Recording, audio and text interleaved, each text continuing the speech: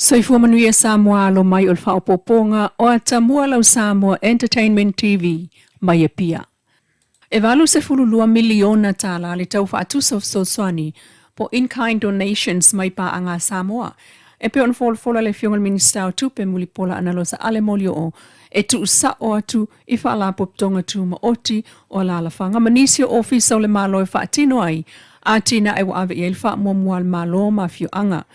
E ese mai le se la wono sutolo miliona tala o tupe wha mealofa o fuafua e whaatino ai a tina e te tele le malo mafsoswani tu sao i vaenga tu maoti. O wha awau fo ifsoswani tu sao mo vaenga maoti o le soifua malo loina swa vai whaatoanga mawhainga whaiva.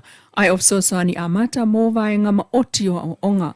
Ai mo le vaenga maoti o sisi o manga sfulu miliona tala. O atu ina mail malo New Zealand whaieta wi mo a fiangol ngā taifale o le tu malo sa fata ona o le waa o le mana wanui le na ngoto ai e pe on sao no le minister.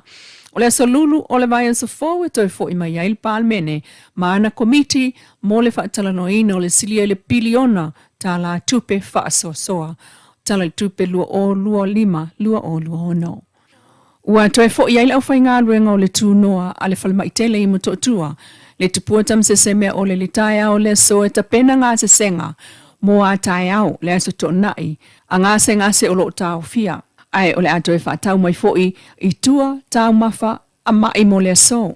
Ina ua umai o na so alau pule tūlanga tau i o lato alauni po o totongi overtime le ana lato sulfa i atua i le minister mtanga ringol sifua maloloina i le tai au le strofi ana nafis fuluono ke topa. O le tala mai tutonu il pulengol mtanga ringa na tapuni le mukuka talu mai le tai au le stofi malea yaini ngā o onga mo ngā sengase. Ma whaatau ane ai tau mafa mai whala inga i tua. Peitai. O le tupu o le nafa le tonu. Ina sa le i maua atu ni tutongi overtime o le ofai ngā ruenga po o lātou alauni. O tau a fo el tātou pa anga mai tutonu i le tali tonuina o le malo wafuai leo o atu iai o le ofai ngā ruenga. I le tali mai e le fionga minister ta ngā ruenga le soifua malo loina. Va awa o sa lua lofi po na o tātou fasilingia le whaale tonu o tāu e lunga. Ma ia sau noa sa ia talia aloa ia leo o ato le aufai ngā ruenga o le tū no le whalmailon ofisa. Mai ua mai a fo io no lātou whaale le whaale tonu. Wha moe moe e maua o lātou alauni po overtime i le tutongi e so ai. Ai o tau mawha ngase o le stofi ma les freile ua whaatau mai fafo. Tau mawha ngase sa keida e ofisa senior mta ngā ruenga. Mo le whale mai atoa lava, whale whai lele, o le fitu, ma le valu, ma le whale o tamaiti. O toi ngā lulue aile o whai ngā ruenga le tū noa le tupuatam se seme o le ilia so. E ta pena aile ngā se senga mo ngā se ngā se lea stona ai, ma whaawa o toi lava. Inisi o tala ua ngia mai aile whaamsinonga o palota le se fulu miliona tala. Ua fola e le suita o wawhai ina sa whatatasi le ana Ronnie Porsini o se vaenga o le manifesto le HRPP. O le taui o le ngoto ai o le vaaso su e New Zealand le manuanui i le ngantai whalo le tu malo sa fata. O mōli mauna tūla i le stofine yana nafi malipotia le talamua no tātou whaaliliu e to alua mai le fio ango sa tawa. Tama le mai a pelu tau talam tuna mafono si itu sanerivi sa la tau ia la whaamtalanga tustusia le polo misi le se fulu miliona tala alea ana mo le tu malo. Ma sa tau fo ia le mōli mau. Na whaamautinoa tu lava e le suito vale o le tu malo. O lona tali e whai ngā ruenga mtanga ruenga o tupe. O le afso soani mō lātou ia mawal tupe lea. O mōli mau ia ale whai pule manu malo le tu malo sa whatatasi seve te i fui maono. Le ua minister nei o le sio manga whaasanga ia le ana. Na maita wina el whaamsinonga, e le ifasilingia e le loia, le sunga mapsua tania to ilo o tūla i mo seve, le folanga se fulu miliona le alea ana i le tu malo. Peita ina ia whailoa lava, le se fulu miliona awa o lo o tau o se vaenga o manifesto le HRPP i le fono le nu, ai le o mautinoa, le sotanga i le whaatosina, ai le o aofiai i tua inga whaasanga i le tutangi. Ai mawhai o na avea mawhaatosina e ui ina e le o se vaenga o le whinaunga.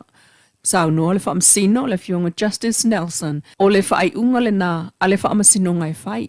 E le mawhai e le whaamasinonga na la aloa i le 10 miliona lea o le vaenga o le mōli mawolo o plomisi na whaia e whaamautu wai le lumana i o le itu malo o le whaatosina mai te tau ono o iai se whaamtalanga te maita ilo ia.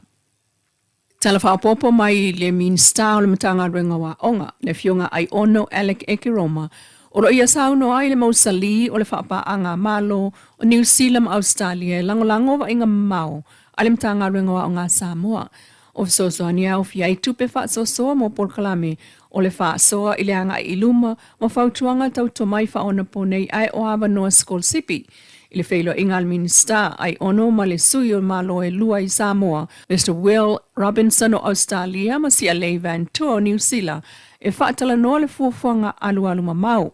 Mo le 5 tausanga, a le mtanga aluenga wa onga lua o lua 5 e lua o tulu o.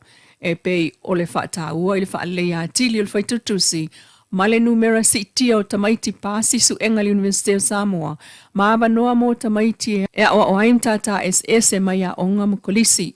Ma whaaftai ai, e le fionga le minsta le whaapa anga whaau i le atina ino tulanga tawa o onga i Samoa, malonanga i luma. O Atamua nā lau Samoa Entertainment TV mai e pia le nei aso whaapoponga i le vai aso fau ai whaasoifua ia.